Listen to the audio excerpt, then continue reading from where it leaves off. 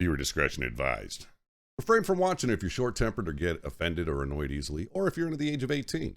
Also, don't watch if you're touchy on the following subjects, such as mental health, suicide, firearms, veterans, dark humor, swearing, violence, war, small parts of political and world events. The host, co-hosts, and guests are not professionals, so anything mental or physical health related topics mentioned on Asylum Arms, take with a grain of salt and contact your doctor or therapist for advice or questions on those subjects. Welcome to episode 28 of Asylum Arms. I think it's episode 28, so we're going with it.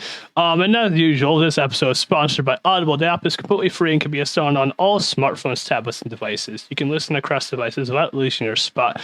And if you can't decide what you want to listen to, don't worry. You can keep track of all your credits for up to a year, and you use them to binge watch a whole series if you like. And you can use my link to show up somewhere in the chat eventually.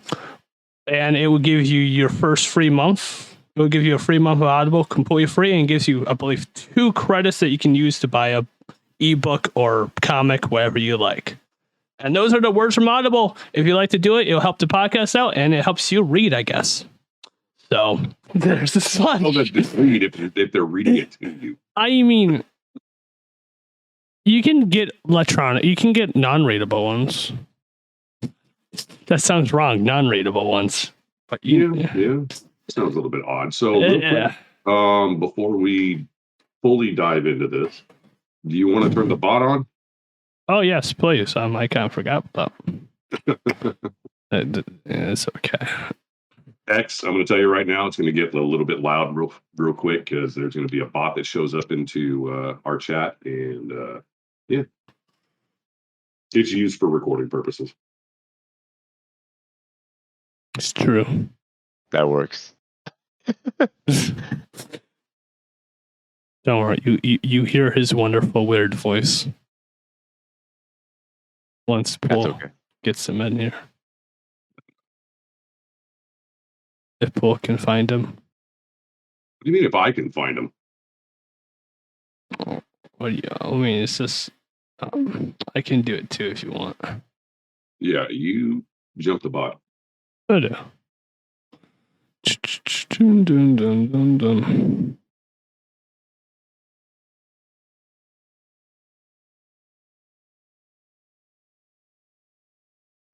Now recording. There it is. There he is. Now I'm gonna get my Twitch chat up and stuff. But before we start this off, Max Military, would you like to tell us what you did your time in the service? And transitioned as a explosive detection canine handler. So that's what I did. Mm-hmm. How long?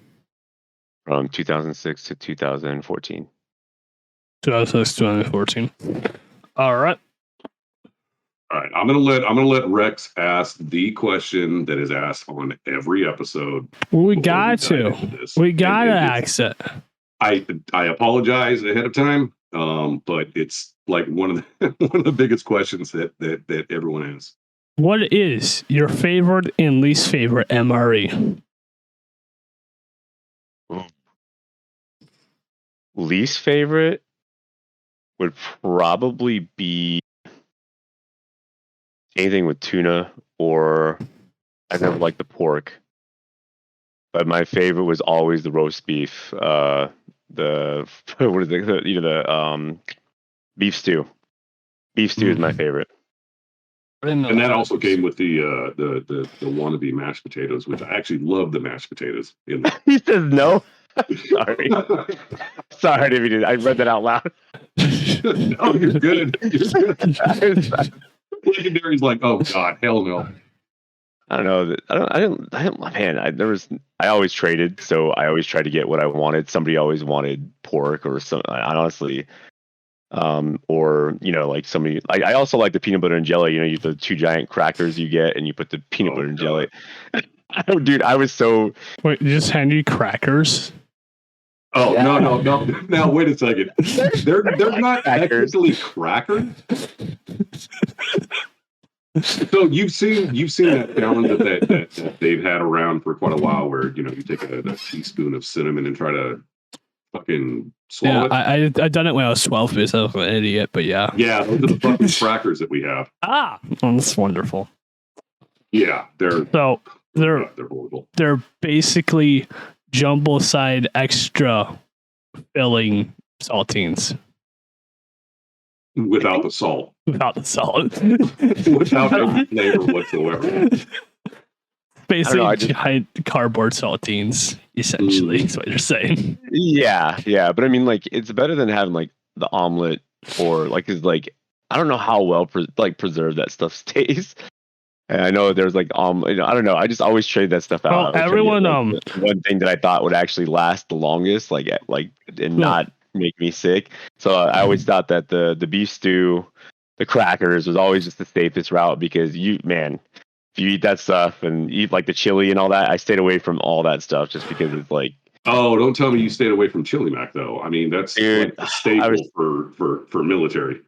I've had it before, but I mean, I don't remember it ever making me feel too great afterwards. So, True. I mean, there's that.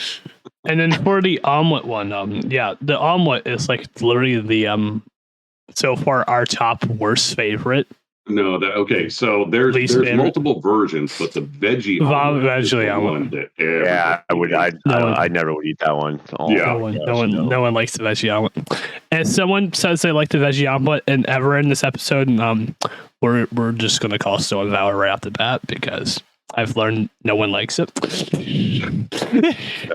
I don't think I've ever even tried it, so I couldn't even tell you what it's like. I haven't tried it either. But you haven't tried any MRE. You're right, and you're sending me all the worst ones, as you said before. Yes, I am. I got to go through my cases out in the garage, but I will pick apart the absolute shit of shit and send it to you. I will not. I will do you a favor. I will not send you what they did to me while I was on deployment. We had MREs from Vietnam. True. So when we opened up the M&Ms, they were powder. Also, K. One, Ice is not a vet. Two, Ice is just a freak of nature to begin with. So let's besides the point. You ready for this? Yeah. All right, bud. So let me ask you. I mean, we're going to stick with for a time being your military career. What made you want to join the military? What was your inspiration for wanting to go into the military? I honestly, I mean, there's probably lots of reasons. I kind of wanted to do my own thing. I think it was just at that point where I wanted to do my own thing, and I didn't want to go to college. It wasn't something that ever crossed my mind. I just didn't think it was something I wanted to do, and that's pretty much nothing. I can't really say anything too patriotic. I'm not gonna be like, That's good. I'm being 100% honest with you here. I wanted to be, start becoming an adult. And I think that was really my. I didn't realize how you're going back into high school, kind of with a lot of things, but at the same time, it's like you're still learning to be on your own, and I think it's a nice transition. What did you think the first day that you actually signed the contract and started in the service? Man, honestly, I think my recruiter definitely, obviously, I think probably everybody's recruiter kind of upplayed a lot of things that made it sound a lot better than what it actually was. I was told a lot of different things that weren't true. Because I wanted to go into, there were certain things I wanted to do right off the bat. There's certain options I had, and one of them was I wanted to go into K9. That was you could go into K9. It's an easy transition. No, it's not the case at all. That was a lie. So, I think that was probably the biggest thing right there. Just that's at least for me. I wanted the K9 was definitely one of the. I did focus on that a lot, so that was important to me. Mm-hmm. So now, why was that MOS your focal point? I mean, I wouldn't say it wasn't really my focal point, but K9 was one of the things I was the most interested in. Something about working with dogs I just always liked. So I think that was kind of really the motivation behind that, essentially. What is So- your favorite breed of dog? Favorite breed? Oof, man, I guess I've trained a lot of different dogs so far. I don't know. I think the Dutch Shepherd, short-haired Dutch Shepherd, is probably one of the most beautiful animals I've ever seen or worked with. And the one I had during training was probably, man, he was 98 pounds, and he Big was dog. he was bigger than me. He was taller than like when he stood up on me, he was taller than me. Yeah. I trained with him while I was in Lackland Air Force Base, and he was a monster. He's a monster, and I don't know, just working with him though, something about him, just that brindle coat and everything, just was so beautiful. I really like that's kind of like the breed I fell in love with because he was a monster. He was an awesome dog to work with. Now, what breed is Cooper? Cooper is a black lab, black English lab. Okay, I was curious about that. And would The you only like? photo I've ever seen of Cooper is black and white, so I was just kind of like, well, I'm gonna say black lab, but it I don't know. I gotta No, check. I've seen their Twitch panels and stuff, but for everyone that has not, would you like to talk a little bit about Cooper?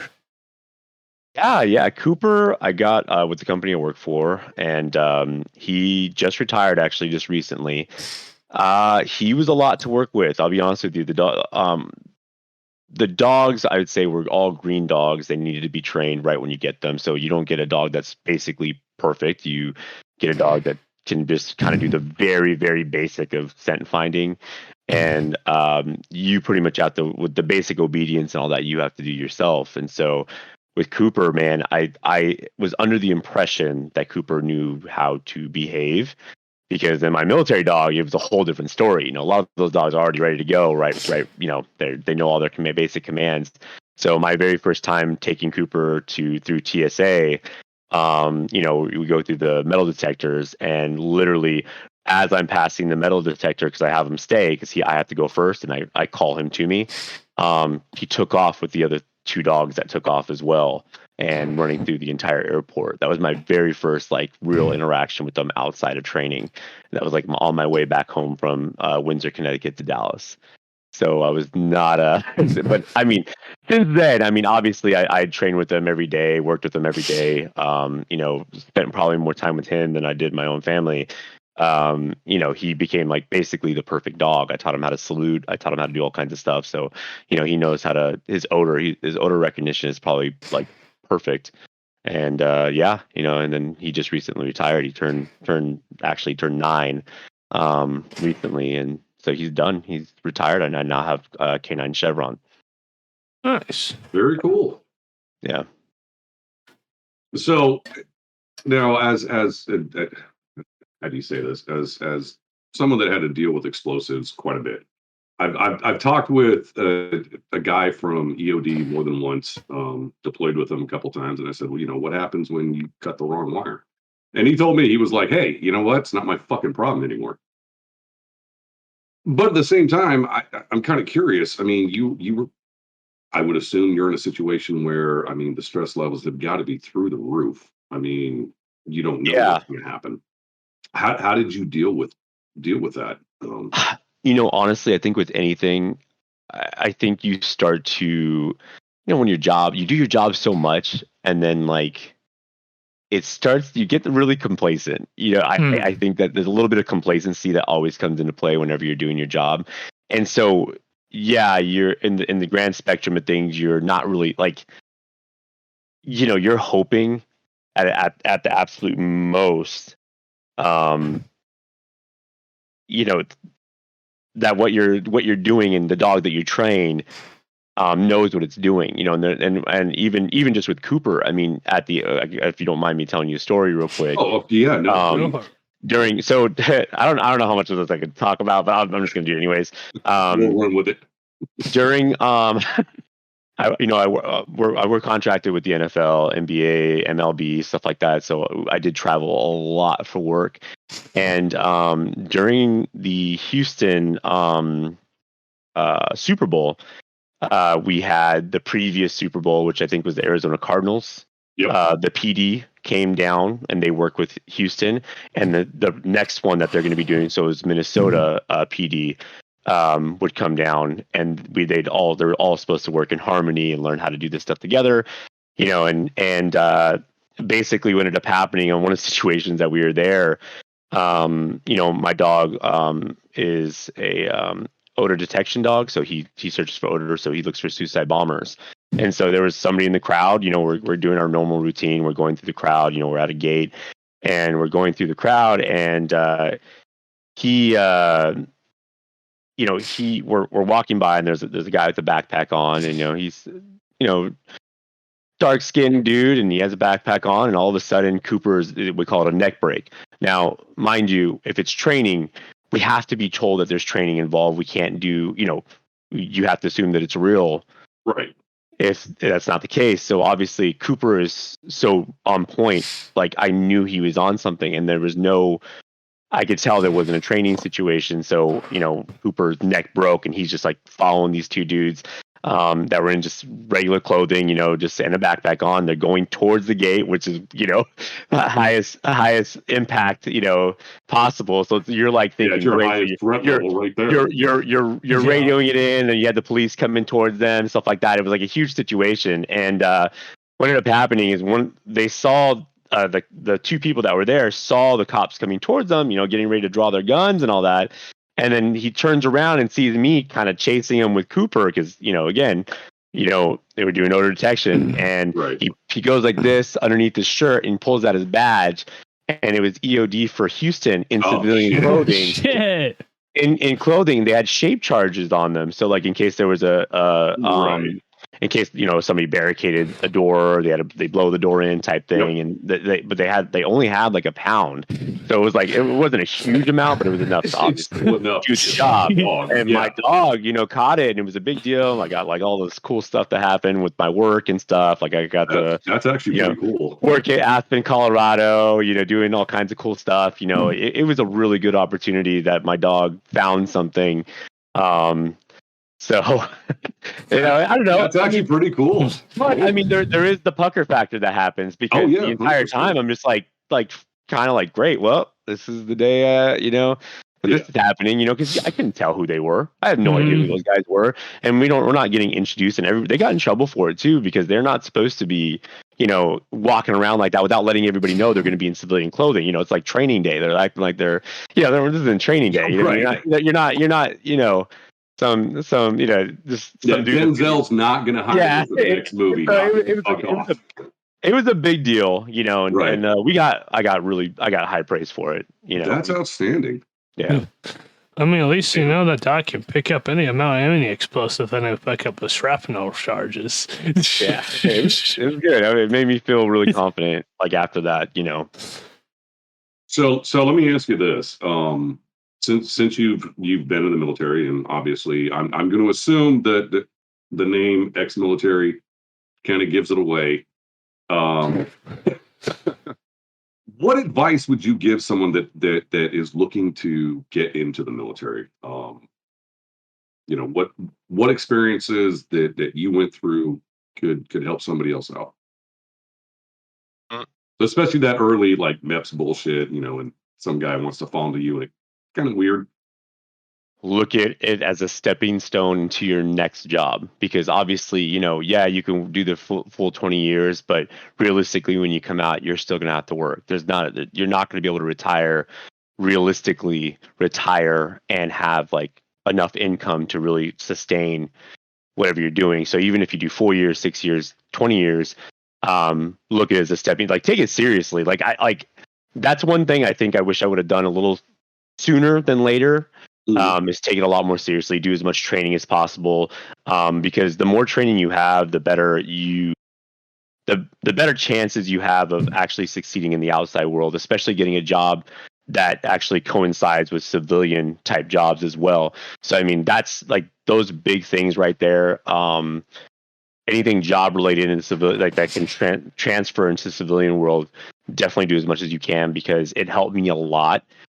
Doing the extra training that I did to get the jobs I've gotten. And I've had some crazy jobs, not crazy, I've consistent crazy jobs, and I've had really great opportunities. just from making sure I did the extra stuff and took those things seriously.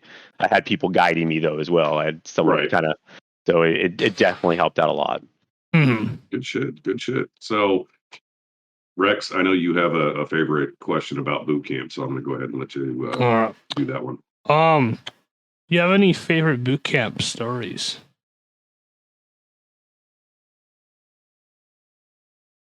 Let me think. There's got to be a few that I could give you. I'm trying to think. Honestly, I was a dorm chief, so I was, you know, I'm 5'9". You mean, and I wasn't the biggest guy. You know, I was the dorm chief though. So I mean, you know, any weird moments that happen with that being a dorm chief? Any weird encounters there? So during well, like our version of Hell Week, I guess, if you want to call it that, or like, you know, when you're in the tents and all that, our version of that, and Air Force version.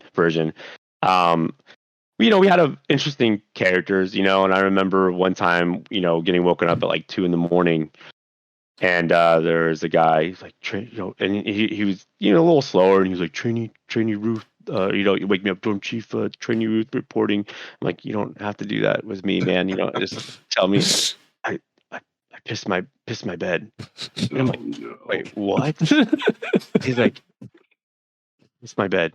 I said, why are you waking me up for this? Like, yeah, it was a very like, you know, and he woke me up, you know, and told me this, and I'm just like, man, come on, dude, like, go to the bathroom, dude. Like, you know, he was too afraid to go though. You know what I mean? Like, which is crazy. You know what I mean? You think it's crazy, but like, you know, you get harassed. You get harassed everywhere you go. So I mean, like, even walking outside that tent, especially during there, because you know, our again cadre, you know, we had, you know, constantly, you know, keeping us in check. So it's like he was afraid to go to the bathroom, so he just peed in his bed.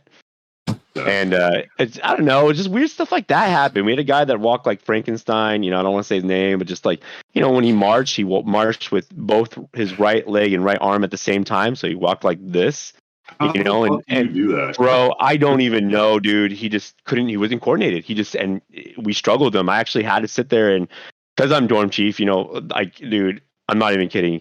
When I went in there, I was probably, you know, I had a flat chest, you know what I mean? And like, when I got out of there, my chest was the biggest part of my entire body, because I'm not even kidding. I probably did more push-ups than anybody in, like, because I was the squad leader, you know what I mean, or the dorm chief. I probably did the most push-ups out of anybody there.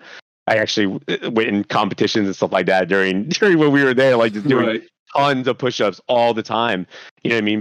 But that I had to work with people like that, and I had to sit there, you know, and do that. So it was difficult. It was not easy. There's a lot of things that as the dorm chief, did you take a blame for anyone that didn't do something that you didn't do? Yeah, like there's a guy that brought peanut butter in his pockets. Oh no. And, you know, we're doing flutter kicks, and they fall out of his pockets right in front of our TI. And of course, like, it's like, dorm chief, get the F over here right now. And it's like it's my fault. Like, I was like, oh my gosh. That guy got washed back because, you know, when he got to eat the peanut butter cups while we all pushed. You know what I mean? So he got washed back because he couldn't handle it mentally. You know what I mean? You know, when you're doing stuff like that, and he was constantly messing up. He gave up middle push-ups, so he, you know, our TI would make him stand up and watch everyone else do push-ups. You know what I mean? And that was like something he did with that kid all the time. Oh man, it was bad. Oh, we did not like that guy. We did not like him at all. We had a guy in, because I was Navy, but we had a guy in our ship that was like SIQ, sick in quarters all the fucking time, and was always fucking up. But our instructors, you know, they couldn't touch him because he was sick in quarters. But our instructor told him, he was like, the day you're fucking no longer SIQ, he's like, I'm going to beat the shit out of you. Well, come to find out, the dude was like not SIQ for 3 days, but didn't tell anybody. So then he finally looked over at our instructor and was like, yeah, you know, I'm no longer SIQ. I haven't been SIQ for 3 days. Our instructor flipped shit, went in, had us all put on our PT gear, and then put our coveralls over the top of it. Then he went turned the heater in our ship all the way up, and he's like, "Oh no, bitches, we're gonna make it fucking rain from the ceiling." He was like, "By the way," and he looked at the kid that was no longer SIQ. He was like, "You're gonna stand in the middle of the fucking ship while the rest of the goddamn ship fucking PTs until I get tired." So yeah, we did 4.5 hours of PT while this little fucking peon stood there right in the middle. Yeah. I'm not gonna say what happened to him that night. Yeah. Never We had all that know. fucking problem again. Jesus It's Christ. never an issue. So I'm gonna apologize for this. Kay, if you're in the chat, go ahead and ask your question. He's another Air Force guy. He's like, older than fucking Moses Air Force guy. So I mean, it was still like wooden airplanes and shit when he was around. But he has a favorite question that he loves to ask. Yeah. I'm going to apologize. It's about MIPS. He's Kay, are you also gonna ask it, he's also our third co-host. and then he's that guy too. Yeah. Why isn't he here talking to me then? Because we do our co-hosts separately episodes for example, Okay. Pool does 1 week, 1 week does another week, and Case is kind of a substitute co-host, and sometimes he shows up and he shows up whenever he wants to, kind That's of pretty much deal. Okay. He knows he's welcome whenever he wants to, but he's working right now because his hours are weird. Okay. Of course. I guess he's not going to ask it right now, so we'll hold off on that. We know what the question is, but we'll let him ask it. Okay. So I've noticed you have a lot of different movie props and stuff in the background. What is your favorite movie? Favorite movie? Ooh. I mean, I have a favorite TV show. What's your favorite TV show? Mandalorian. Good one. Mandalorian. Yeah. Honestly, I think it has more to do with my kids than anything else, because I really did enjoy Mandalorian. They all fell in love with the characters. It kind of got everybody else into it, so it's like, it was kind of like my segue to get everybody to like Star Wars, right? So two favorite Star Wars things would be Mandalorian and Boba Fett. They did a great job on both of the TV series. I haven't seen fucking Obi-Wan yet. Obi-Wan's really good. It's really good too. I need to start Obi-Wan. They did a really good job. I really do need to start it. But yeah, it's a really good. They did a good job with that too. I was surprised. I'm gonna guess by your background and the amount of helmets I see here that you're leaning more towards the entire side of it. Honestly, I just there are things I like about that side of things, but honestly, if I were to play a character, I have this weird thing where I can't do the bad character. I don't know why. It's just you know what I mean? Like, I don't know. It's just how I've always played video games in general. Right. Because even like Fable, games where you have options to be like bad, or for me, I don't know how to play the bad characters. I just can't do it. I'm the opposite. I usually choose the bad character. But I mean, like, I don't know. I think the Mandalorian is probably my favorite character out of all of them. That's just the way it is. It's always going to be that way. I think they did a really good job, bringing that character out. And I don't know. I see that Mando helmet. I see Mando right there. Yeah. There's quite a few there. I'm seeing clone helmet. I see Marvel stuff. Yeah. There's Marvel stuff in here too. The Silver Surfer obviously is that Crossbones Max in the way back behind the display cases? Crossbones? No, it's actually the Punisher version of War Machine. War Machine, yeah. Okay. I wasn't sure. I just saw the skull, so I wasn't sure which one it was. Yeah. I know that helmet very well. It's a good helmet. And what's crazy is now that they're bringing the Punisher and they're talking about doing armor wars and stuff like that. Mm-hmm. They might be integrating those characters somehow. I don't know. They're going to probably. I don't know. I wouldn't. If they want a lot of hype, that's a good way of like integrating both characters. So I think that's a good thing that they might do. I don't know. It's true. So tell you what, we've had a couple of guests on here that seem to gravitate more towards DC. I gravitate towards as a Marvel fan. Why is Marvel superior? I guess it is. I mean, shut up. Honestly, I think Wolverine, the character Wolverine, was probably the character I got into the most, and that was during the '90s version of Marvel. Mhm. I don't know, just something about that character. I always thought, like, like I was to be any character, that would be. And it's funny because it's not even the strongest character. It's like nothing like that. But Right. it's definitely what I thought was the coolest character, I mean- and that's what got me into all of it. So He's up there just because the fucker is hard to kill. yeah.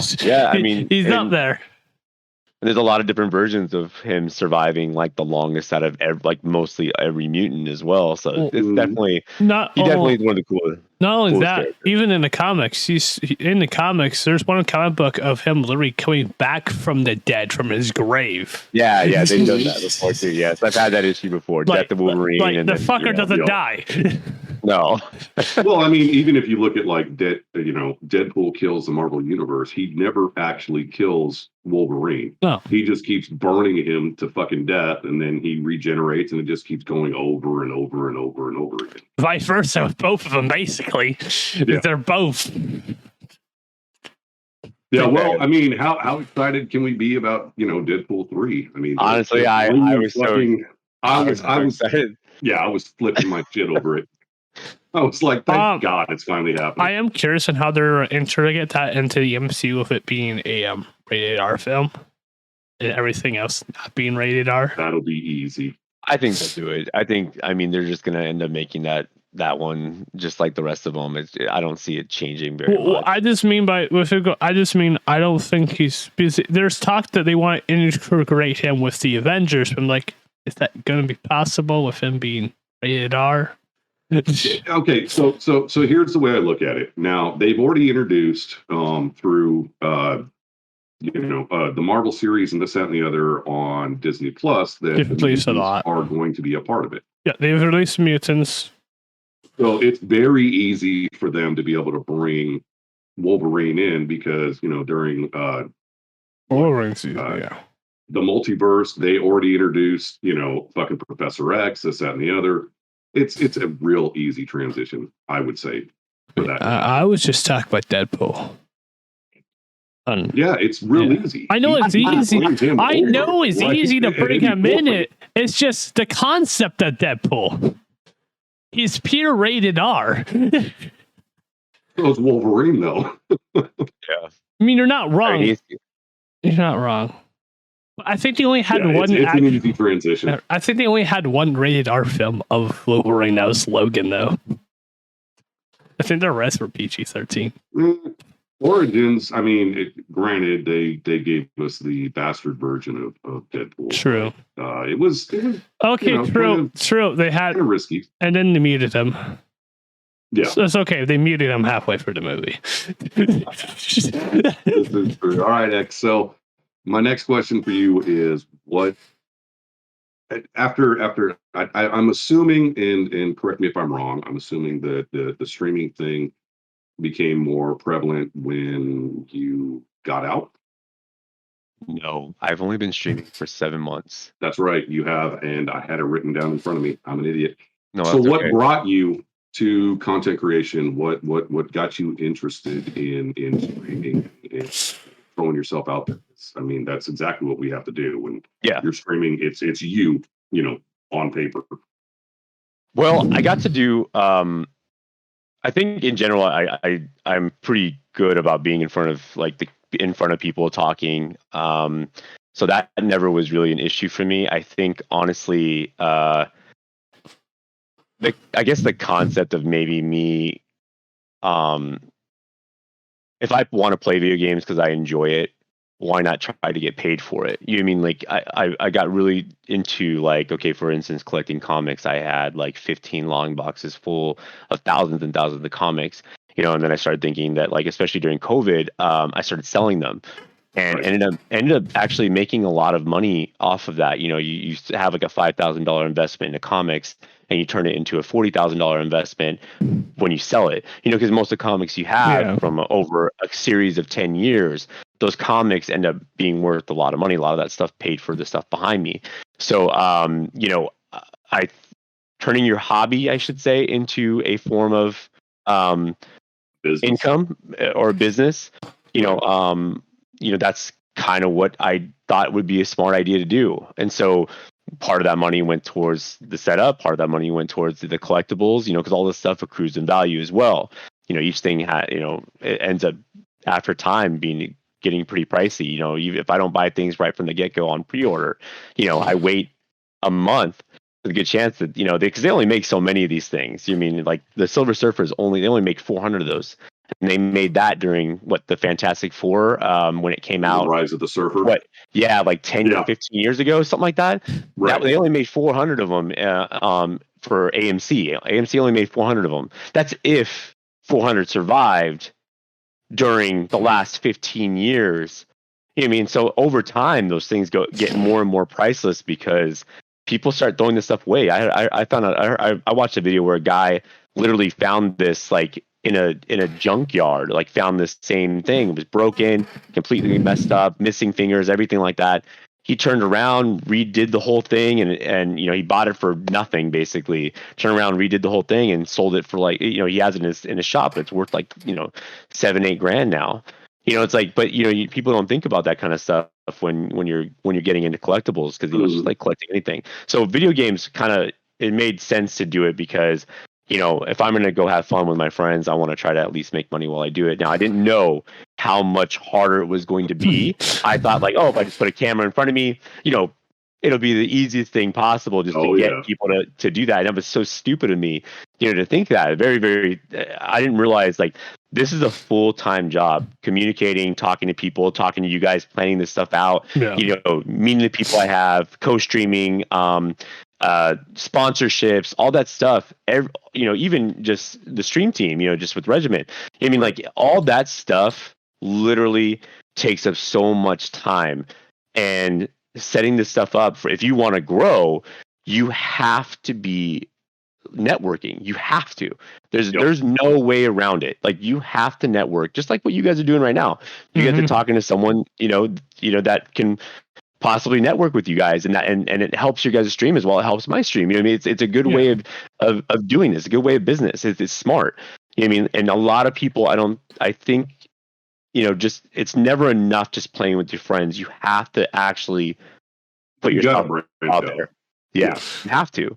I've talked to a lot of people about that. They refuse to network, so their numbers aren't growing. But then they complain, saying, "Well, my numbers aren't growing." Yeah, because you need to get out there. You need to talk with other creators and streamers. For example, I'm in 20 to 30 different communities because I have networked and I met a lot of people along the way of my time on Twitch. I actually built my community before I even started streaming because I've only been streaming for almost a year now. My affiliate anniversary is next week. So nice. I've only been affiliate for about a year now. And my first ever real stream on Twitch, I instantly hit 60, 70 followers because everyone's like, oh shit, Rex is now streaming? And then they instantly got me affiliate day one, basically. So I unintentionally made a community.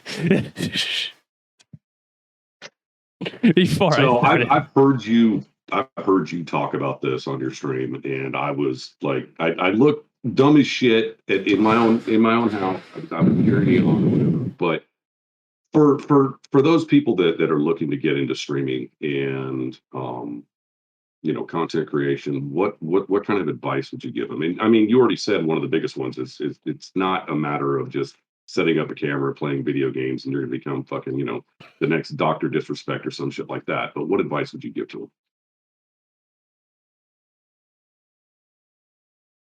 So I think his name is Mike Rowe. Is it Mike Rowe? Yeah. Dirty Jobs. Okay. So he said something very interesting. Now, I set goals for myself right from the beginning of me streaming. I told myself if I don't make 100 followers in a month, which apparently I didn't realize that was a kind of I'm not saying it was a crazy goal, but I'm saying starting from absolute scratch, not knowing anybody, not knowing how this works, setting a goal for myself of 100 followers in 1 month, I'm not going to do this anymore. That's kind of like what I did. Now, if I'm not good at it, I shouldn't do it.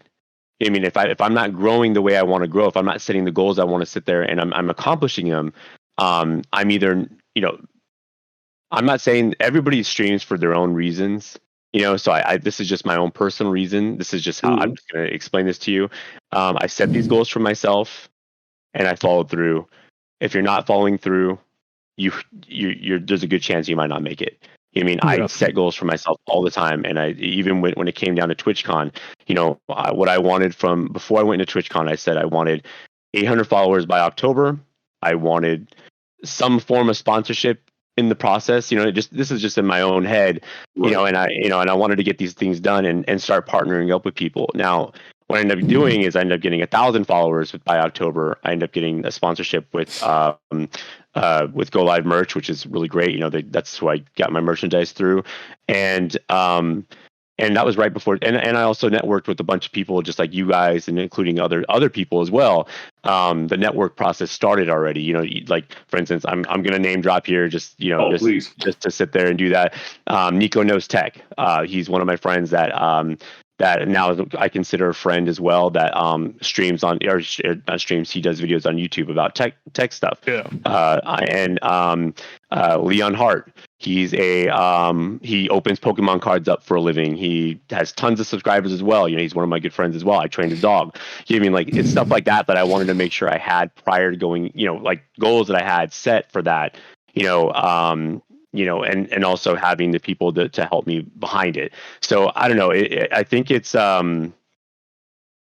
you really, I don't know. The goals are important. I think that if you are expecting things to just happen overnight, or expecting that this is just an easy process that people are just going to want to watch you and follow you, you really got to rethink how you're streaming. Yeah, it's much more than that. You're like, and I'm not saying legally, but you're like their therapist. You're the you're the entertainer. You're the you're going into new content. You're not only that. There's a whole side of Twitch that people don't even realize is that I network with, like for instance, Sparkle Cat's in here as well. I network with people like in Two Way. It's an organization that helps promote oh my gosh, it helps promote streamers, positive streamers, and things like that help help people, have a better streaming environment. So like just little things like that you have to do. He's my graphics guy. Constantly upgrading your graphics, constantly upgrading your gear, constantly upgrading your lights, constantly. There's always constantly doing. If you're not doing that and you're just expecting people just to pay you for nothing, you know what I mean? Like it's just not going to happen. I think you were in my chat when someone went off, because I think so. I think it was you, Dead Seaple, that was there when that girl went off because no one was watching her stream, and she was upset that no one's sitting there giving her money for her rent. And I'm just thinking, like where do you come off asking people for that? You don't. No one owes you anything. Nobody owes me anything. The fact that people just sit there and give me stuff, or that do nice things for me, I'm very grateful. But if they didn't, then guess what? Then oh well, it's okay too. I'm not going to be everybody's cup of tea. Not everybody's going to want to sit there and watch me. That's okay. I'm not going to be offended by that. But honestly, expecting things from people, I think is definitely the wrong way to go about things. It really is, and also it turns a lot of people off from you as well when you do that kind of stuff. You start to lose following instead of getting it. 100% true. Not the best way of doing it. Me and Paul have seen that firsthand with certain content creators. Yeah, we'll leave that alone. Yeah, we'll just leave that at that. But yeah, we won't dive into that because this is a whole wormhole that we're not opening up, especially. So what is one of the biggest surprises that has come about since you started streaming? Like you said, you haven't been streaming that long, and I've seen you kind of blow up a little bit, which was, for a lot of people. I mean, I've been doing this shit for 5 years, and I haven't even gotten anywhere remotely close to it. I mean, when I, had a couple of good days, I was losing my mind. So what kind of things have surprised you, and how have you kept your composure with it? I mean, like the USO contacting me, asking them. That's what I'm actually currently doing my 24-hour stream for them, as well as streaming tomorrow for them to get donations for the Play It Forward Operation Play It Forward. Them contacting me, asking me to stream for them. I didn't even fathom that. You know what I mean? I never thought that someone would approach me to do something like this. So I was a very shocked that like someone getting approved to play for Regiment. I mean, I was so brand new to streaming and I didn't know what I was doing per se.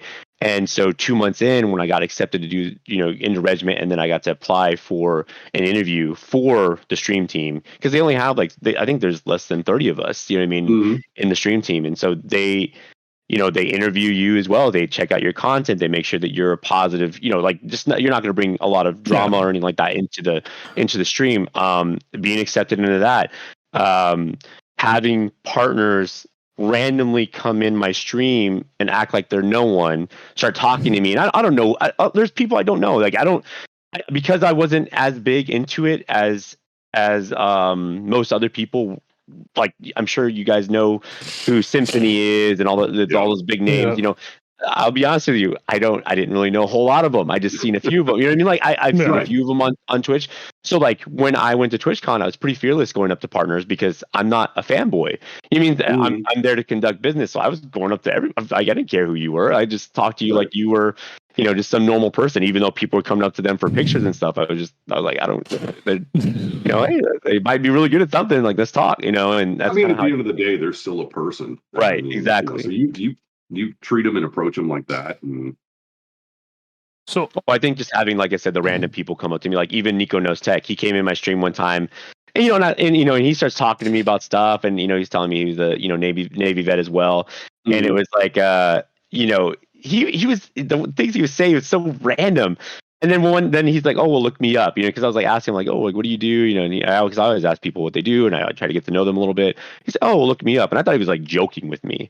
I thought he was like, and I look him up and turns out he has 46,000 subs and all that stuff, and I'm like, okay, so he's like a real thing, he's and him wanting to sit there and do a collaboration with me. We just had a whole, we had a trio stream just recently, just like 2 days ago. And, you guys all saw him on there, it was a real thing that happened, tangible, it's like, with Purple PC, we did that together, and, I don't know, I don't know why people like me. I just think that I'm really grateful. I'm really grateful that people have just wanted to sit there and do something with me. And I honestly just very grateful, honestly. So very blessed. Yeah. So how was TwitchCon? What was your what first impressions of being there for your first time? He's not paralyzed, so he didn't go. I was overwhelmed. I was overwhelmed my first day because I did not know what the hell I was doing. I just was running around. I kind of did a live stream, kind of like, because I didn't really know what to do. But then like I reeled it in, and then like the second day, me and my buddy Guardians of the Night, he came with me. We both flew out there and had a great time. We had little coins made. I have one right here. I'll have to get you guys one of these. So it says xmilitaryman. That's awesome. Nice. And then on the back, he made these for me actually. So I passed these all out to partners and other streamers. You know what I mean? That's Cooper in the back and has all the five branches. That's and I was passing them out to everybody. I'll have to send you guys some. But second day I was like, okay, this is business. We need to sit there and actually just like I need to go around. I want to go meet and greet and stuff like that and actually have a plan. So I went around looking at sponsorships, talked to people. The biggest one that I wanted and still kind of want is Xbox PC gaming was a big thing there. And I think getting a meeting with them, you were supposed to pre-do it before you, like on the first day in the morning, and they basically filled up all those slots the entire time. I went in day 2 asking for a slot time. They're like, oh no, we're already filled up. You're done. So what I did is I was like, all right, well, you know what? Here's a coin, man. I appreciate your time. Thank you so much. And, just look me up one of these days. And he's like, oh, cool. And then like, as I'm about ready to leave, he's like, hey, Ray, real quick, come here real quick. And I was like, yeah, what's going on? And he's like, hey, come back around like 4:10 today. And I said, okay, because again, he's booked. Yeah, they're booked. They're not going to let me in.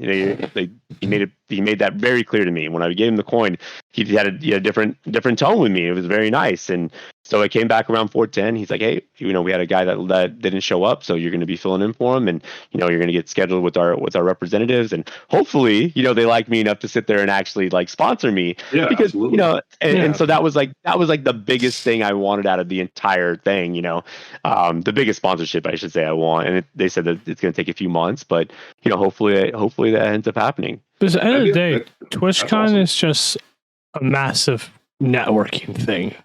Like, at the end of the day, if you're a streamer and you can afford to go to it and you are available to, you really should. Because it really is because I want to go eventually. I couldn't this year because unemployment and shit happened. So I'm hoping to go next year because there's one thing I have been wanting to go to. You would love it, honestly. Like the amount of networking you could do. There's people I met. A guy named Redbeard. I guess he plays. I know Redbeard.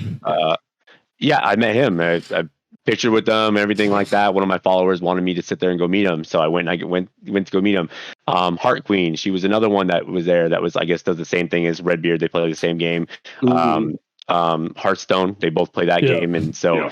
That's what they're known for. The other big one that I got to meet was the Lost Drake. That was one of the ones that he, me and him have talked a couple times about doing something here soon, having a conversation, stuff like that. So, I mean, you guys would probably have a field day. It'd probably be very beneficial for you guys to sit there and talk to people and actually interview these people, because I think that would be beneficial for your guys' stream specifically, because you guys, are looking for streamers. Because I'd be in trouble. I do mod work for some partner streamers, and the second I showed up, we probably start swinging at each other just for shits and giggles. Whenever I do go to TwitchCon, I have decided that obviously my username is Rexicure6, but I'll be mainly going there as the founder of Asylum Arms and not really as a streamer, but as a podcast host, just because it's more the thing that I'm focusing on growing more versus my streaming career.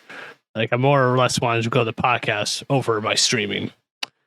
The podcast is not just on Twitch. The podcast is on several different fucking platforms. We're on like over 100 different podcast websites. Like, if it's a podcast website, you can find us. Yeah, you guys are on Amazon. I looked you guys up on Amazon. That's how I was able to hear you guys' streams. So, So okay, now I know we talked about it the other night. One of our past guests, she gets asked about quite a bit, and you said that she's kind of like your boss. I know where this is going. I know what's it like working with her? What's it like working with Whiskey? She's straight to the point. That's she's straight to the point. This is what she expects. This is what she wants, and that's it. She doesn't play games. I mean, that's just the way it is. I enjoyed the Hello Whiskey when she was on our episode. Yeah, she's pretty funny. She does a lot of funny stuff all the time. 100%. Now with the Regiment jersey, we had quite a few members of Regiment on the. I think over half of them. Yeah. So, if you don't mind, for those that don't know who Regiment is, would you mind explaining a little bit about it and your experience with Regiment? Yeah, sure. Well, Regiment is a place for military and civilians to go to be a part of an organization that helps you network and helps you. They offer all kinds of services, actually, like employment services, like everything, like you name it, they have it. You can even use their Discord. Obviously, that's a big thing too, as well, for gaming. Most of it's for gaming. Obviously, they're also they do charity work as well. Stack Up is one of their main people that they're associated with. Yep. And so obviously it's an outreach. So you're always, you're meeting a lot of different people, always trying to bring people in. So it's a great place to go to if you want to be amongst people you're kind of already used to, especially as a military member or veteran. I think it's one of those things that I think you should be a part of. I think it's a great organization to be a part of. Now, since you mentioned Stack Up, I real quick need to do a plug here on freaking. What day was that again? I need to do a plug right here. November 19th, We are having the CEO stack up on Asylum Arms at 6 p.m. CST. Just get that out there now. As you mentioned, stack up. Oh, that's perfect. No, that's perfect. That's great. That's wonderful. I watched your TikTok. You actually made me go look it up today. How was it dealing with Vet TV? I mean, I've followed Vet TV since it was the very first entered the entertainment anything, and I know that they are they're no holds barred type of people. So I wasn't getting interviewed by them. Honestly, it was unreal.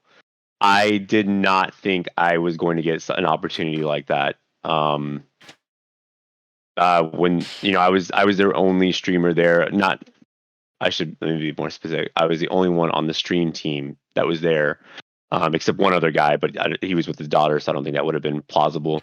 But basically, I was with Regiment a lot while I was there. I'd go and meet up with the guys every once in a while to go support them. Stack Up had a meeting there as well, stuff like that. So I went to all those things to go make sure I showed a presence, and was there for them if they needed me. And so basically, they asked. I was there when they were asking him. They're like, "Okay, so who are we interviewing? Entourage, are we interviewing you?" And he's like, "Nope." He's like, "You're gonna interview my guys. I want you to interview my guys." He's, I don't know if that was the case. He's like, Dan, he's like, military man, you're getting interviewed for sure. Like you're definitely gonna be. And I was like, sweet, like I didn't know what to say. I was a little nervous. I'm not gonna lie, because I know what Vet TV was too, and they have a huge following, and I didn't want to screw that up. I was very nervous. Because it was kind of a big deal. But I mean, I've it's been interesting. It's been an interesting time. So it was great. I love the interview. It was great. Great opportunity. Mm-hmm. That's awesome. That's awesome. So where can everyone... Now, for anyone that doesn't know what Vet TV is, if you ever get the opportunity to just go on, you can even go on YouTube and look up a couple of their episodes. Be prepared for some of the fucking craziest shit. So, for people on my side can know, where can we find you, xmilitaryman? Literally anything that has xmilitaryman on it. I have every social media platform. I have my own website. Literally xmilitaryman.com. I mean, I literally have everything. You know what I mean? So Instagram, Facebook, YouTube, TikTok, Twitch, obviously. So it's just the letter X and then military man afterwards, and that's it. So yeah, that's how you guys can find me. Simple, nice and easy. What kind of games you like playing? What kind of games do I like playing? Well, I like playing FPS. What genre do you like? I like FPS shooters, but I will be 100% honest with you. I like RPG games more than probably any other game out there. It just doesn't, it doesn't necessarily translate all the time to Twitch. Right. Realistically, it's a slower paced game, and I'm kind of a completionist, especially when it comes to certain games. Like, for instance, if I love The Witcher, but that doesn't mean that my following likes The Witcher. You know what I mean? And great finding every single little thing that they have, every question mark, and trying to get every single thing, every item, everything done. And I don't see very many people wanting to watch that. You know what I mean? So I mean, it's just not something I can actually sit there and do. But I mean, those are the types of games I enjoy probably the most, is our RPG games. No, you play a lot of COD. What's your favorite COD game?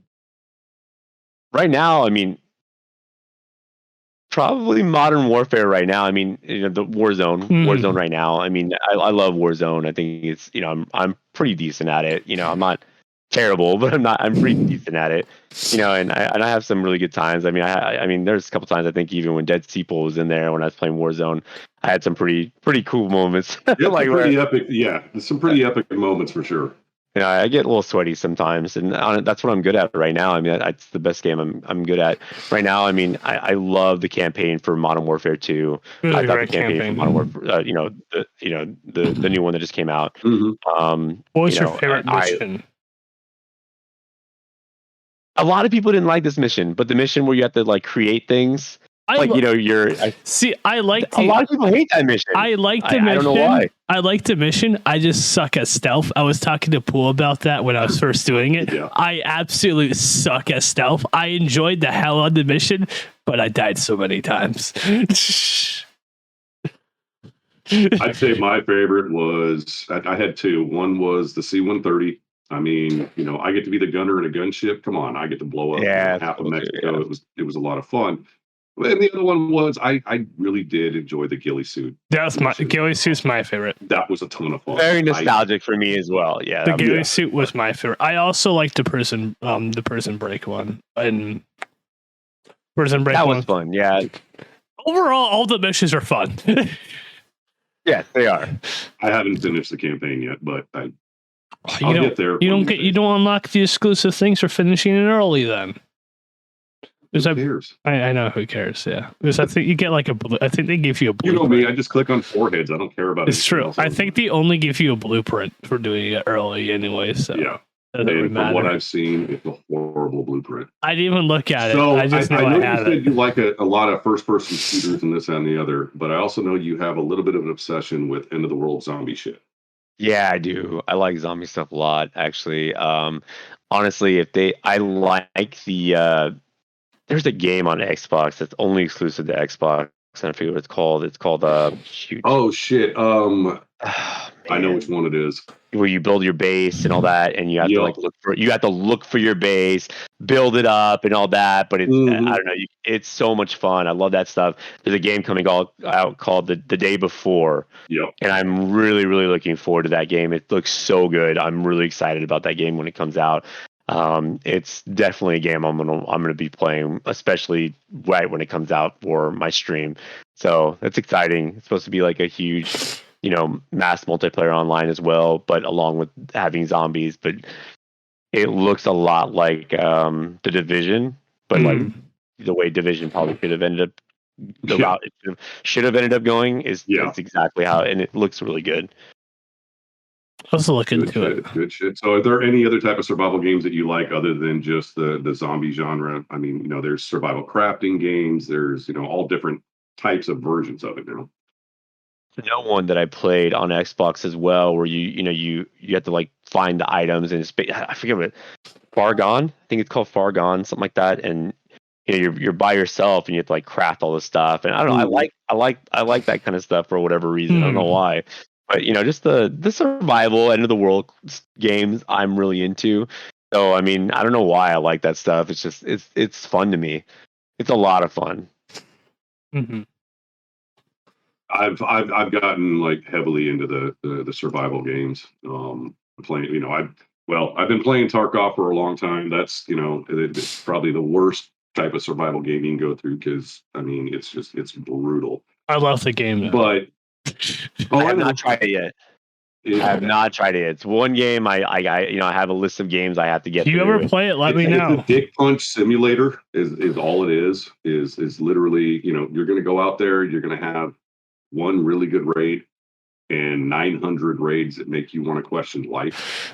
Yeah, if you ever do get into it, though, let me and Pool know. We both play Tarkov, and we can help you learn some map knowledge. I only know a little bit of map knowledge. Pool knows quite a bit about the maps. I only know of specific certain ones and bits and pieces and the rest. But I know enough to get around. There's a game, is it Cycle Frontier? I tried playing that. And my gosh, man. Space version. Yeah. That was I went into that and I went with two of my friends who were also just really good players, Dark 2004 and Game Changer DK. And they're way better players than I am. And we went in and tried playing it, and I'm not even kidding. We ran into another team. We all got one shot. I mean instantly one shot. And that was the end. That was the end of that. That whole you guys stopped after that. No, I mean, yeah, pretty much. I mean, there was no point going on at that point because it just was they were so much better than we were. It's like you had to have gone to that game like from the beginning, even to actually have gotten good because they were just so much better than we were. We got stomped on. It wasn't even. It was and they're like good Warzone players. They're definitely. It's not. I'm assuming but the people you're up against are probably people that came from Tarkov and stuff like that, because you learn some tricks or two that COD does not teach you in Tarkov. There's a lot of COD players. So, do you have any ambition to play DMZ when it comes out? Possibly. I like. I mean, if it's a first-person shooter, I'll try it. I don't have a problem with Well, I mean, it's COD's version of Tarkov. It's going to come out when Warzone 2 comes out, so it's. I probably will play Warzone more, but I mean, if it transitions or translates well into just, I plan on trying it. I know it's going to be something I try for sure, but I mean, Warzone's always going to be, close to my heart. So. Okay, it's just what I'm. It's just what I'm staying good on the at. lines of Warzone, as someone that has only played the tutorial, what kind of advice could you give a potato like me that is looking forward to Warzone 2? I don't know why, but what advice would you give to someone that's never played Warzone ever? Make sure you get your settings right before you even go in there. Before you even step in to the ring. Mm. Make sure your settings are on point. You need to. You're like I didn't realize how important settings were, and going from a Xbox to a PC, basically, like I said, 7 months ago, April 1st is when I first got my first PC. There's a huge difference in what you're experiencing. Like, I honestly, there's sweaty console players out there, and I'm not saying there's not, but I mean, like, you're at a disadvantage if you are a console player, and I'm just gonna say that just are. You are really limiting yourself, because I went from console to Xbox to PC, and I at one point I had a 0.47 in rebirth KD rate. Right. I mean, I'm not even anywhere close to that now, but I mean, like, that's just that's just what it was. It is not the same. And then it's not. Fucking Pool's idea was his first ever PC shooter was going to be Tarkov. Was his first ever PC keyboard shooter. It was my first ever PC game. I picked Tarkov. I was stupid. Thank you. Yeah. I've even had other Tarkov players go, what was the first game you played on PC? Tarkov. And they're like, why? Because I'm sadistic. Because I know you, xmilitaryman, I know you've never really played Tarkov, but have you seen the fucking layout of the keyboard for Tarkov? Like, you use almost every key for something. I've seen a lot, and I've heard a little bit about it. I've watched a couple of YouTubers or streamers play it as well. So I mean, and I've heard them talk about it. That's why it's like, it's one of those things where it's like, if I have time for it, based on like what I'm trying to do, I might fit it in there once. You know what I mean? But I'd have to really fall in love with the game for me to sit there and actually leave Call of Duty for it. So it would be something that I would want to try at least once. So, say at least try it. If you do try it, let me give you a little bit of advice. Do not buy the $150 version of the fucking game if it's something you've never played before. So just like Cycle Frontier.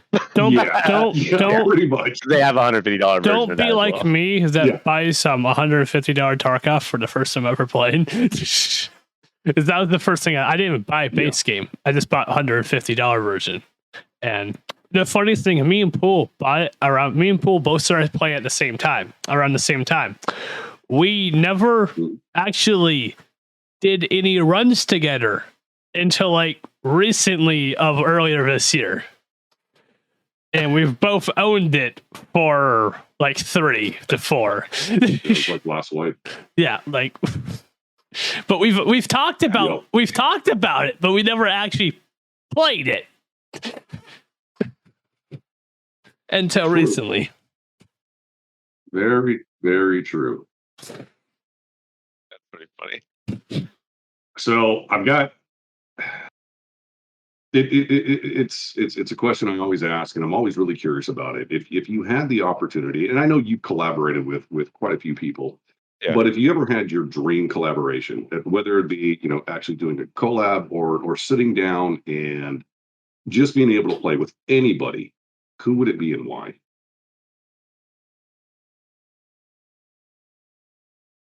Man, that's a good question. That's a really good question. Probably, if I really want to go, Zombie Girl says me. She's so funny. Sorry, it's, um, I mean, honestly, it would probably be with like the trio of like Nick Merckx, probably, like Dr. Disrespect for Tin Tap Man. You know what I mean? Like it would probably be something that I was probably more familiar with before getting into streaming as opposed to anything else. I mean, that's what makes the most sense to me, and there's other people like, that I might be interested in doing it, but probably those three would probably be the biggest ones that I could think of that are just really far out of reach, but not unreachable. I'm glad you said that. I don't like sitting there limiting myself. Yeah. No, I've always it's amazing. I mean, all it takes is just one opportunity, and it happens. And I've always said that there seems to be plenty of opportunities opening up for you. I've always said that no one's out of my reach. It's just right now I can't talk to them because I was surprised as hell that when the CEO of Stack Up agreed to come on this podcast. Like this was months ago too that he agreed to him. It's like I'm surprised I even pulled it off. So the bottom line is what I'm trying to say here. If you want something to happen, just reach out to the person. You never know. It might actually happen. Because I DM'd the CEO and his Twitter DMs, and he just said, "Yeah, I'm down." Oh, okay. Was not expecting that. I just never know until you try. Yeah, the people at Stack Up are awesome. I met a few of them, and I might have met the CEO while I was out there. Shenanigans is his Twitch name. I'm actually going to look that up right now. Yeah, not only that, but he was the one wearing the Space Marine armor. Shenanigans? Yeah.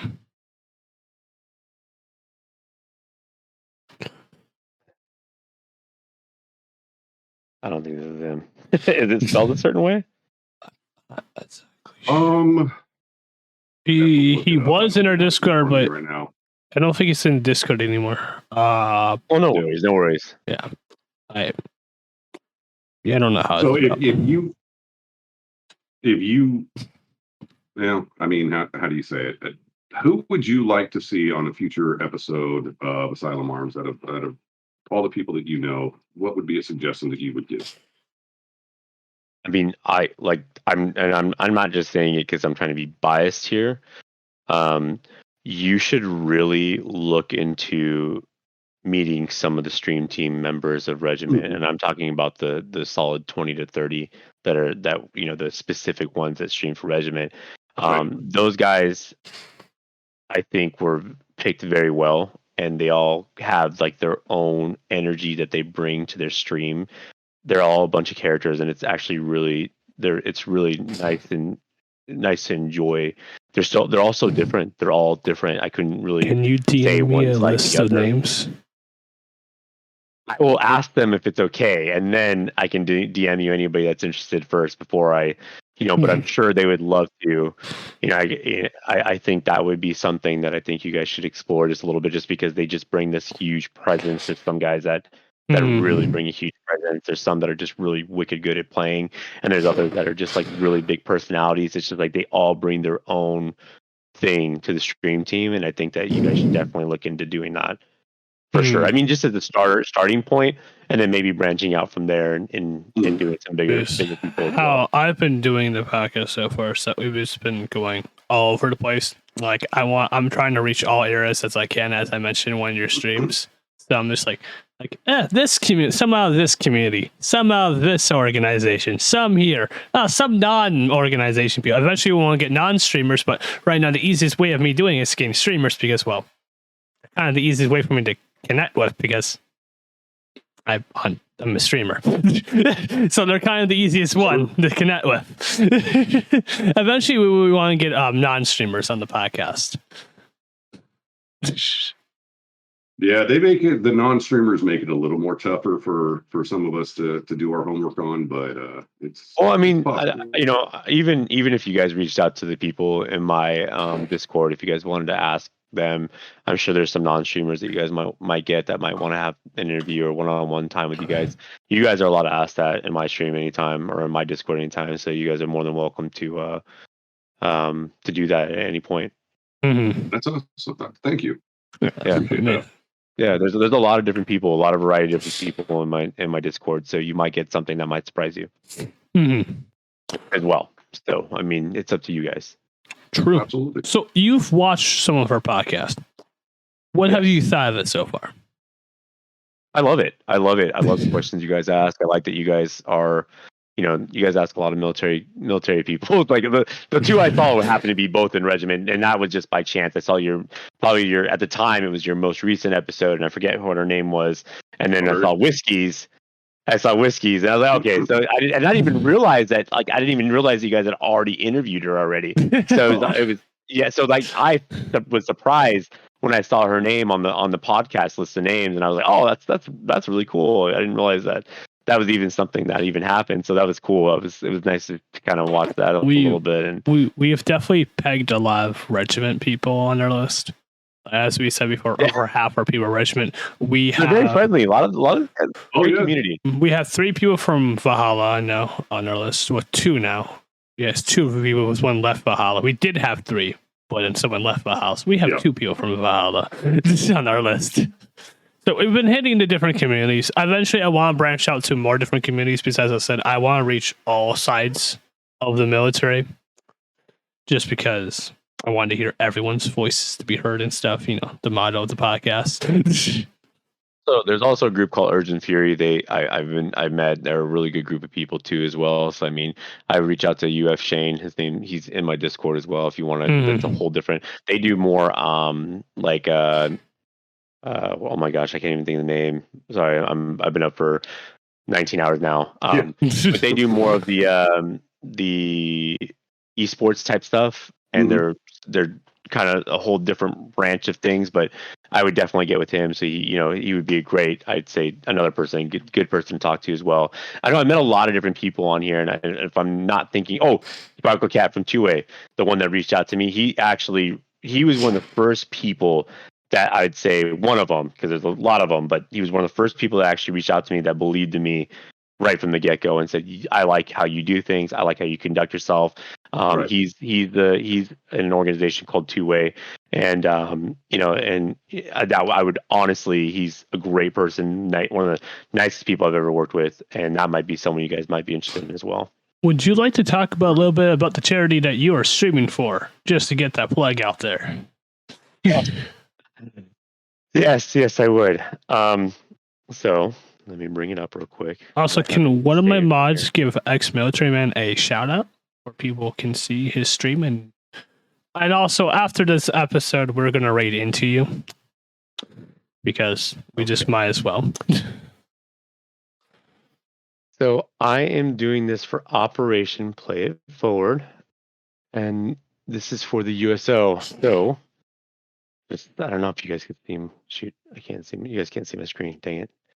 It's okay. Just keep it up on yours. It's fine. But basically, I mean, I'm not sure if you guys are all met the USO. They do a lot of charity events for military personnel. They help out families while they're deployed. They help out deployed people. They send care packages. They do all that stuff. And I only set $1,000 goal for them. So I mean, basically, I'm just doing it for the next 3 days, hopefully to reach the $1,000 goal. Like I said, they reached out to me to stream for them, and they have a lot of other streamers that they use to sit there and do that as well. So they're a great group of people, and I think that they're very helpful, and they help out a lot of military families, especially going through hard times, especially going through deployment, stuff like that. So I definitely think it's something that is definitely worth supporting. Mm-hmm. And you're in there with some big names too. I mean, I know the Pool Shark. He streams for the USO quite a bit. That's outstanding. The fact that they reached out to you, it says a lot for you too. Yeah, I was pretty happy. I'm not gonna lie. I didn't expect that. And the next project I'll be doing is with the Wounded Warriors project. They also, I met them at TwitchCon, and they wanted me to stream for them in May. So that's gonna be like my next thing that I do, hopefully. So.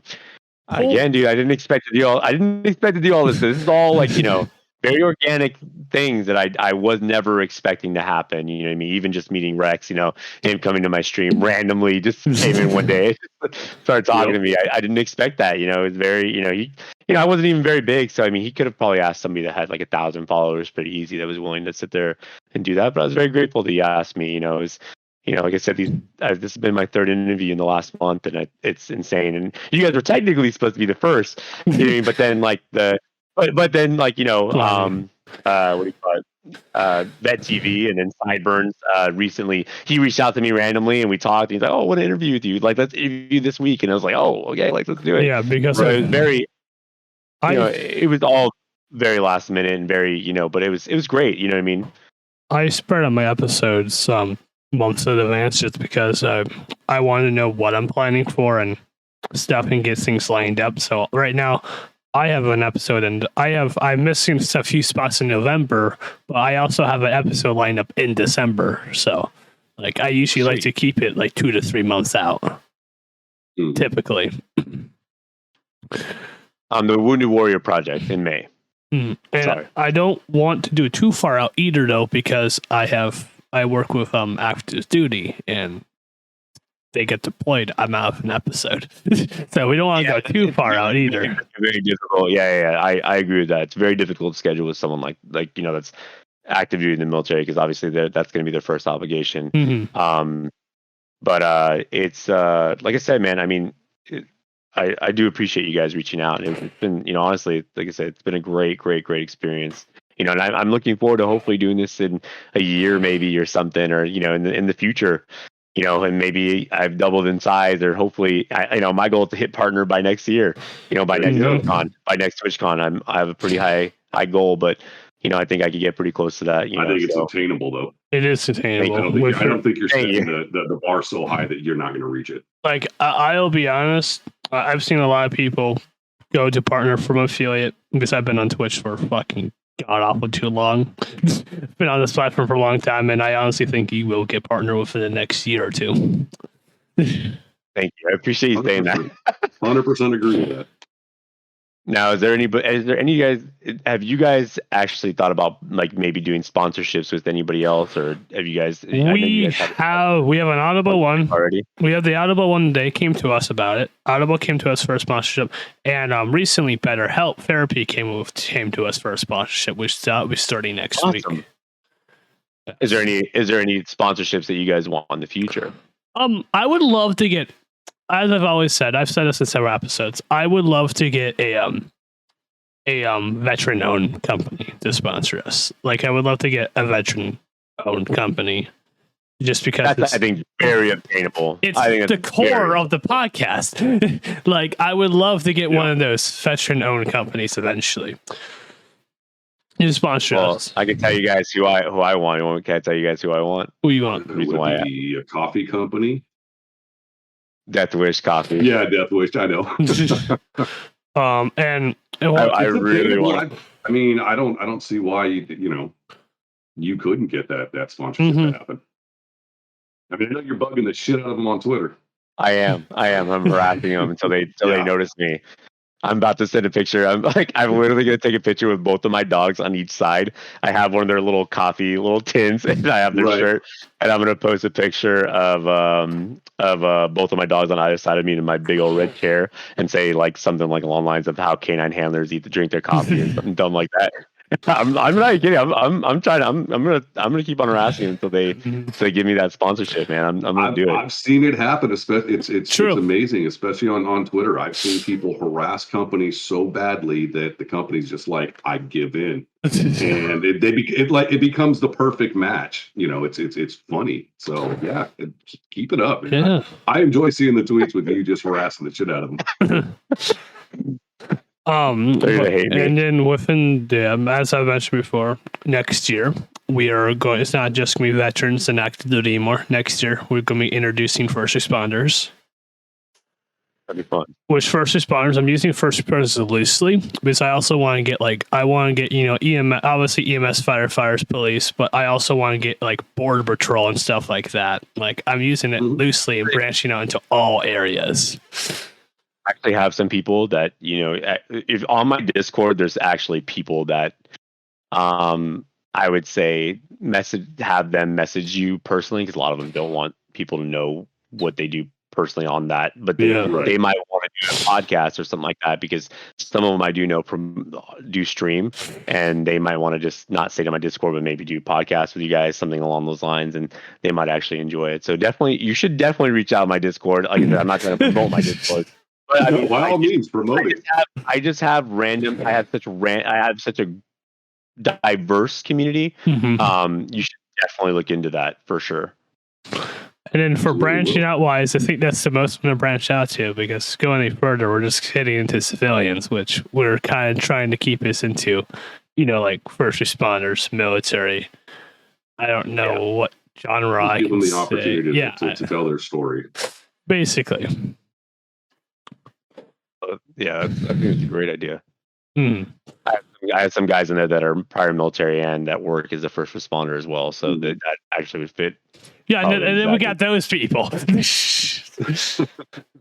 if those people want, they can have 2 episodes. One type of the military, one type of first responder. That's. So ex-military, do you have any questions for me or Pool? Really nice that you guys used to tell my community. Do you have any questions for me or Pool? I mean, I honestly, I asked the question about sponsorships. I definitely want to know what you guys get sponsored by. But I mean, outside of that, I mean, do you guys have any more questions for me? No, I know we're getting close to the end, and we don't want to take you away from your charity stream, even though, I mean, 19 hours, man, you're a fucking beast. I got one question. Did you have any oh shit moments in your time in the military? Oh man. I mean, we've had guys there's been a lot of you get a lot of different things, especially working in LE side of things, so I mean, there was a helicopter crash. There was, that you had to sit there and, you had people run the gate. You had a lot of different situations where, you get in a little kind of oh shit moments, I guess. But I mean, outside of that, I mean, I can't really think of anything that really sticks out to me outside of there was one guy that came through. He ran the gate, and it was a big deal because we told the guy, hey, you got to turn around, and he just kept on going and took off. We had to pop the barriers, all that stuff. But what was funny is the guy was high off his rocker, and I only had a bomb dog, and so at the time I'm like, hey, I'm gonna search your car. Is there anything you want to tell me that you have in your car? And he was just he was I'm about to search it. He doesn't know what kind of dog I have, and I remember he's like, I got a jar of weed in the back of the car. And bro, when he said jar of weed, bro, at the time that was before they legalized it. So that. So I mean, and I'm talking about a jar. I mean, the guy got arrested and all that. It was a big old thing because he it wasn't for medicinal purposes. It was straight up just obviously he wasn't supposed to have it. You know what I mean? But I mean, I don't know, man. Last much I don't know. Jar prescriptions. Yeah, it was just a lot. It was a lot. He told me that it was a running joke. My bomb dog found, weed, type of drugs, the joke. But I don't know, man. I've worked for a lot of different people. I mean, I worked for a music producer named Molly Wall. There's a couple of situations with him as well that I had.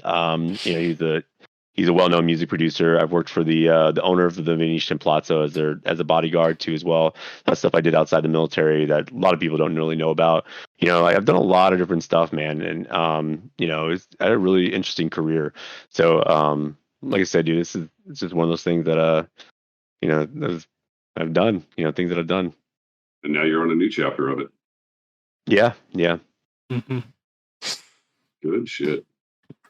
Hey Rex, what's up? One of the viewers from X's community had a question for you, and is what made you start your podcast? What made me start it?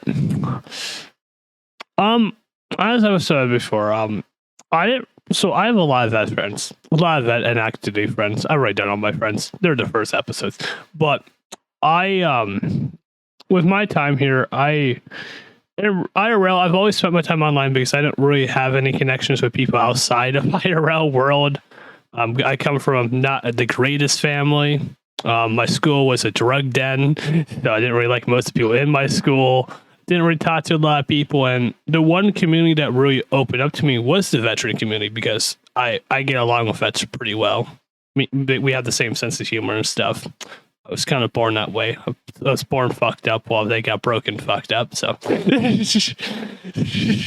was kind of born the way the vets are, I guess, humor wise. So I was always gravitated towards them. So I have a lot of vet friends out there, and I've seen the stuff that these guys go through, and hopefully I want to put some good within their careers and stuff. I like it.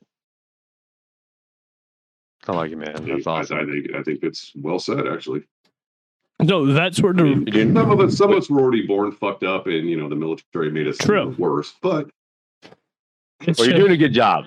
Just vets were the first people that actually I considered more of a family for my actual family.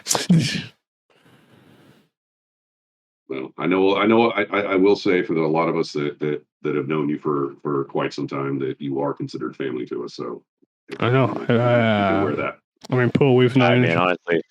Paul, we've known each other close to 4 years almost. Like I think coming up next year is gonna be like 4 years that we've known each other. Something like that. I've known That's awesome. And how did you ask him to start streaming with you? Like, how did that trend? How did that? So I was actually a guest on this show. Yeah, Pool was a guest. But I knew Pool before he was a guest. So I've known Pool for about 4 years now. I met him from a guy named MVK, Mad Viking King, which was called Prior Ghosts at the time that we met. But MVK, he was the first veteran streamer I started watching, and he's the one that had me meet all these other people. So it wasn't for me watching MVK and him going live, because I started watching him around the same time he started streaming. So it wasn't for him going live. I probably wouldn't have not started this podcast. It's the funny thing. Hence why MVK was the first ever guest on the podcast. Yeah, Brent's good people. Mm-hmm. And then Dead Steeple was the second guest, and after that we had Katarian. After that, we had Vic on, and then Katarian, which Katarian's our co-host. But ultimately, what happened with him coming on as a co-host was I wanted to switch it to every week.